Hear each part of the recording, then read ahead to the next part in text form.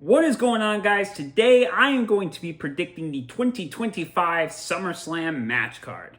Now, I had actually a lot of difficulty in predicting this card and kind of fantasy booking. It's kind of going to be a mix of both, kind of a little bit of fantasy booking and a little bit of predicting. But the reason why it was so hard was because this year, for the first time, SummerSlam is a two-night event. So rather than trying to put together 7 or 8 matches to put on a SummerSlam card, I have to fill 2 nights of SummerSlam. But it is a task that I have undertaken, and I have gotten to like 12 or 13 matches. I have 7 matches on night 1 and 6 matches on night 2, so we have a total of 13 matches. So in this, I'm going to be predicting it in order as well. I'm going to be predicting it from the opening match on night 1 to the closing match on night 2, and I'm going to kind of explain how I got there from point A to point B with each match and kind of explain what the story might be behind it. Again, some of these are going to be stretches, but you kind of have to fill a 12 or 13 match card. In doing this video, I did learn that I kind of hate the 2-night format of SummerSlam. I don't think it works. I think you're cramming too much on here. It feels too much like a WrestleMania, and I think you should try and differentiate all these shows. But I feel like I'm putting together a WrestleMania card, and when you have 12 to 13 matches on a card, it gets difficult because now there's less of an excuse to leave certain people off the card. When you have 7 or 8 matches, obviously people are bound to be left off the card, but when you have so many slots, it's hard not to just throw people into matches for the sake of having them on the card. I tried my best not to do that. I think I did it a few times, but we're going to find out as we go. Anyway, here are my predictions for the 2025 SummerSlam match card. Starting off with night 1, in the opening match of night 1 for the Women's World Championship, we have Io Sky defending against Rhea Ripley. Now, on Monday Night Raw, the Raw after Mania, Rhea and Io kind of had a face-off, which led a lot of people to believe that maybe they were going to have a match at the upcoming Backlash pay-per-view. But Triple H is a long gamer, so I do think this was kind of just a tease of, future direction. Also, they are probably your 2 biggest stars on the Monday Night Raw roster right now, and you need something big to build to. And honestly, I tried to think of other things they could build to, and I couldn't really think of anything else in terms of a big world title match that the women's division on Raw can build to. So I think if you do stuff right now, maybe have, Rhea go into a program with Roxanne Perez, have Io Sky go off and do whatever, and then kind of reconvene back to this closer to SummerSlam, it'll feel a little more fresh than throwing it at us right after WrestleMania when these two just faced off for the title twice in the build-up to that match. I think you give it a little time. I think you give it a little space. I think last week was kind of just like a tease of what might be coming rather than the start of an actual feud. If I'm wrong, I'm wrong. We'll find out on Monday Night Raw tonight because I am filming this on Monday afternoon, so I have not seen Raw yet this week, so I could just be biting myself in the butt here. Anyway, let's move on. Going on to the second match of night 1, it will be for the United States Championship, and I think I kind of fantasy booked this one a little rather than logistically predicted. It is going to be Jacob Fatu defending against Randy Orton and Aleister Black. This was another one of those situations where I didn't know what to do with someone like a Randy Orton, but you couldn't leave him off the card. And it's always safe to predict that he'll maybe go back and do stuff with the Bloodline, because he always does. I think Jacob Fatu and Randy Orton would be a great story, and I think you could insert Aleister Black somewhere in there. Because Aleister, my hope for him is that WWE establishes him at the top of the mid-card, to be one of the prominent title contenders on his way to the main event scene, because honestly, I think that's where he belongs. WWE cannot afford to waste another talent that they have brought back from AEW, from being mistreated in WWE the first time around, so I think they gotta do right by Aleister Black here. And I think this would be a big match for him, a big match for Fatu, and a big match for the United States Championship. Moving right along, we have an interesting match in the third match slot. We have Jey Uso, who is unfortunately no longer the World Heavyweight Champion. We'll get to that a little more later in the video, going up against Karrion Kross. I think this could be interesting for 1,000 reasons. One, you have Jey Uso, who's one of the most popular baby faces on the planet. After he loses the World Heavyweight Championship, you know he's going to be a little bit vulnerable. He's going to feel a little bit defeated. And who better to swoop in there than the guy who's on the rise to probably becoming one of the top heels on Monday Night Raw in Karrion Kross. I think it's important to keep Jey Uso's momentum going after losing the World Heavyweight Championship, and I think he needs to be thrust into a big story with a big opponent, and I think Karrion Kross fits that bill very well. I think these two could tell a really good story together, and I think they could have a pretty good match together, and I do think these are two stars who are kind of on the rise right now, so I think they're inevitably going to have a collision course at some point. I think it's inevitable. I think it happens at SummerSlam. Next up, we have kind of a stretch, but who really knows? It is for the Women's Tag Team Championships with Liv Morgan and Raquel Rodriguez taking on Nikki and Brie Bella of the Bella Twins. Nikki and Brie have been talking about the fact that they want to make a WWE comeback. We've already seen Nikki Bella kind of have a comeback in the Royal Rumble. And Liv and Raquel are batting 0 in terms of challengers for their titles. The women's tag team division is really suffering right now, and if Nikki and Brie come back, I think they have to come back to the tag team division. I think it'd be a nice kind of shot of life into this division that is kind of bland and dead right now. Also, this is a match with a lot of star power, which I think is something the women's tag team championships need. If you think back to when Bianca and Jade were the champions, the tag team titles were on a higher profile because you had, bigger stars vying for them. All in all, I think this is a perfect match for the women's tag team titles. I think it should happen eventually if Nikki and Brie do make a return, but I'm predicting it for SummerSlam. Maybe a stretch. Who knows? Anything can happen in 4 months. That's something that WrestleMania 41 taught us.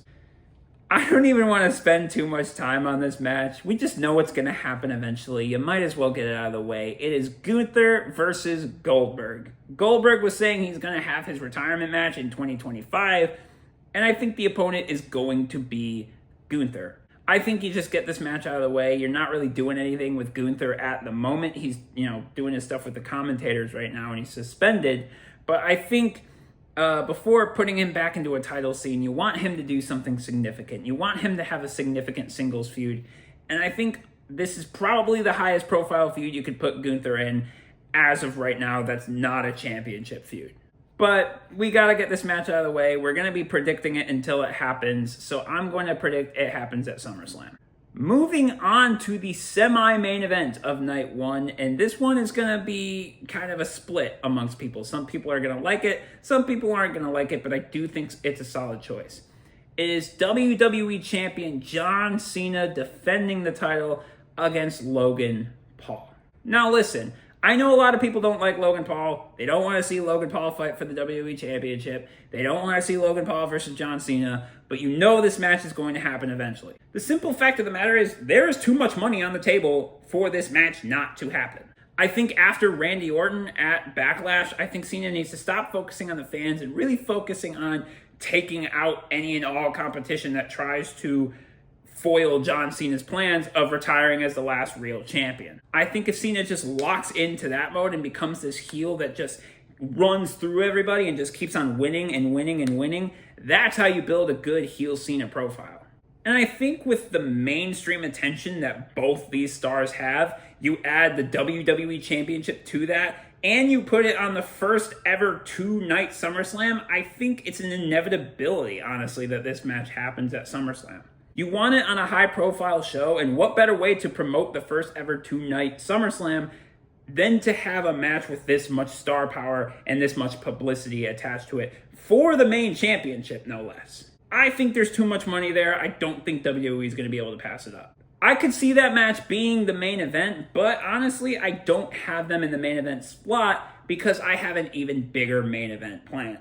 And when I say bigger, I mean literally bigger, because the main event of night 1 is going to be on the women's side of things for the WWE Women's Championship. And it is going to be a big multi-woman match with champion Bianca Belair taking on Jade Cargill, taking on Tiffany Stratton, taking on Charlotte Flair, taking on Naomi. Now, I know you guys are looking at this like, where the hell did you pull this out from? Please just let me explain. So, in terms of a possible direction of where this could go, I think there's ties for all 5 of these women for the WWE Women's Championship. You have Charlotte, who's just always around the title picture and is going to be there until the end of time. And I could see her maybe eventually wanting to go back after Tiffany Stratton to avenge that loss at WrestleMania. If rumors are to be believed and that Evolution 2 is happening in June or July of this year, this is where I think this thing could come from. To make it like a big show, to make Evolution a high-profile show, I could see them maybe doing something like they did at WrestleMania 30, and they can have Bianca, Jade, and Naomi facing off in a triple threat match to open the show, so you have that beef settled, but you can have it be like the winner of that goes on later to challenge Tiffany Stratton later that night for the championship. That match, somehow, some way, you can have Bianca win the title, maybe by cheating and like cementing her heel turn, and then going after Tiffany and actually beating Tiffany to become the WWE Women's Champion. Tiffany's going to want her rematch.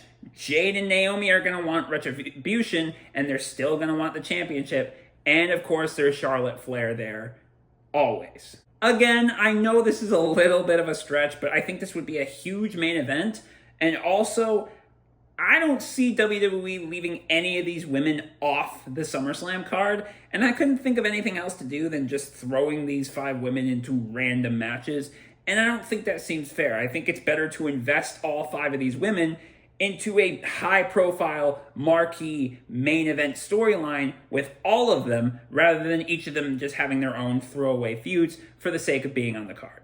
At that point, you would have 5 of the top women's superstars in WWE all on the marquee for the championship. I think that warrants a main event spot. But anyway, let's move on to night 2. Night 2 kicks off with a bang. It is going to be Roman Reigns taking on Braun Breaker. Of course, Braun is going to have Paul Heyman in his corner. I think we all know where this is going.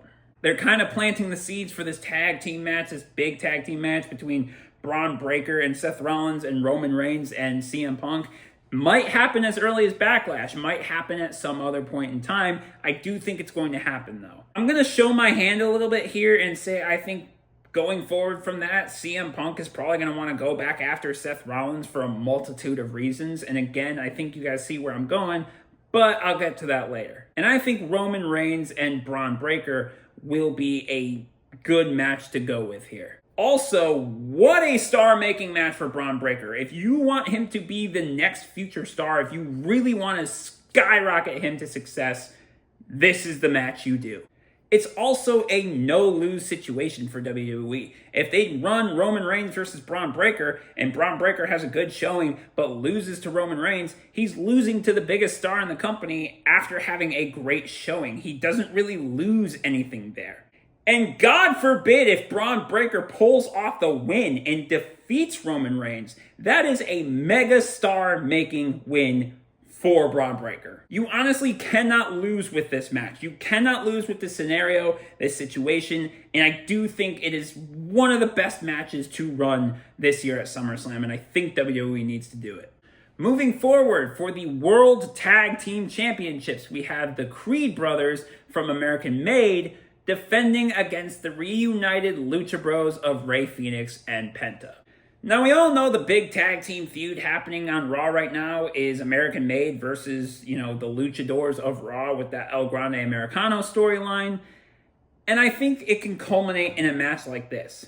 Because what better to take the tag team title slot than the highest profile tag team feud on Raw right now? I could see the New Day eventually losing to the Creeds or maybe have other champions in between there. Who knows? But if they're going to fight the Luchadors, who better to represent Lucha Libre than the reunited Lucha Bros? I think there's big story potential. I think there's big potential for the actual in-ring affair. I think the match will be absolutely fantastic. And it would be a great way to introduce the Lucha Bros as a tag team to the WWE audience. Next on the card, and I struggled with this one a little bit, trying to figure out where I wanted to go and what I wanted to do with this, but as for the Women's Intercontinental Championship, we have Becky Lynch versus Bayley. Now, obviously, Becky Lynch is feuding with Lyra Valkyria right now, in the first real feud that the Intercontinental Championship has had. And I think Becky's going to take it off Lyra. I think it's an inevitability. It's going to happen at some point. From there, I could see Bayley returning, trying to avenge Lyra Valkyria, and you can have two major stars feuding over the Intercontinental Championship, which I think would be great for the title. And I think SummerSlam is a good stage to have that match on. This could also be where you give Bayley her crowning moment as kind of like an apology for WrestleMania by having her beat Becky Lynch to become the Women's Intercontinental Champion. Again, I think this is a match you just can't lose with. I think it's a win-win all around. Next up, we have a returning Cody Rhodes in action. And in terms of thinking of what Cody's going to do when he comes back, I don't think Cody is going to jump straight to going back after Cena. I think he's going to kind of have a rebuilding arc and rebuilding himself, trying to rebuild his confidence to go back after John Cena and save WWE. And when you think of the story from that perspective, there is no one else, there is no better heel for Cody to feud with on a major stage than Drew McIntyre. I think this is just the perfect match. I think if you want Cody to come back and kind of rebuild towards the WWE Championship, which I think is the direction WWE should go, I think having him in a big marquee blood feud with someone like Drew McIntyre would do wonders for Cody and wonders for McIntyre. It would give McIntyre a big, high-profile main event level feud that's not for a championship, and it would give Cody a high-profile top heel to go against that isn't John Cena. I think it's a win-win all around for these two, and I think that they could deliver not only a banger match, but it would be a banger start to this redemption story that Cody has going on, or should have going on. I think this is the perfect match, and I think this is something WWE needs to do. Next up for the Intercontinental Championship, we have champion Finn Balor against Dirty Dominic Mysterio. Now, in terms of thinking of where this could go from here, I think we're all expecting Finn Balor to turn on Dom. He wants the Intercontinental Championship. And I think that could happen anywhere at Money in the Bank, or maybe the rumored Clash of Champions in Saudi in June or July. Either way, I think Finn Balor is taking the Intercontinental Championship from Dominic. And I think this is the perfect feud to culminate at a SummerSlam. I think this match will probably have some sort of stipulation attached to it. I don't know what, but I think it should have a stipulation. Hopefully they do this feud better than they do the Finn Balor-Damian Priest feud, because that was just a mess. And now, guys, we have the main event of SummerSlam, and I think you all saw this coming. It is the new World Heavyweight Champion, Seth Rollins versus CM Punk. CM Punk versus Seth Rollins 3 for the World Heavyweight Championship. Not only does this tie into the current storyline they're telling with Seth and Braun Breaker, but it ties even deeper than that. If you go back to some of the early promos between CM Punk and Seth Rollins before their first match on the Raw Netflix debut, Punk didn't even want to waste his time with Seth, because Punk was saying that before you had something I wanted, which was the World Heavyweight Championship. You don't have that anymore, so I don't even want to fight you. Add in all the stuff they've done in between then, I think the best way to cap off this legendary rivalry is to make it a trilogy. Have that third trilogy match, and I think the best way to do that is to put the World Heavyweight Championship on this match. Not only that, but I think it's finally time you give them their due and they get a main event slot at a pay-per-view. I think this should be the definitive main event of SummerSlam. Again, it probably won't be, knowing WWE, they'll probably maybe do John Cena versus Logan Paul if they do that match. That'll probably be the main event. But I do think this match belongs and deserves in the main event. That's just my fantasy booking. But I do think that that's where this whole new storyline with this faction is inevitably going to head, with Braun Breaker going up against Roman Reigns and Seth Rollins going up against CM Punk.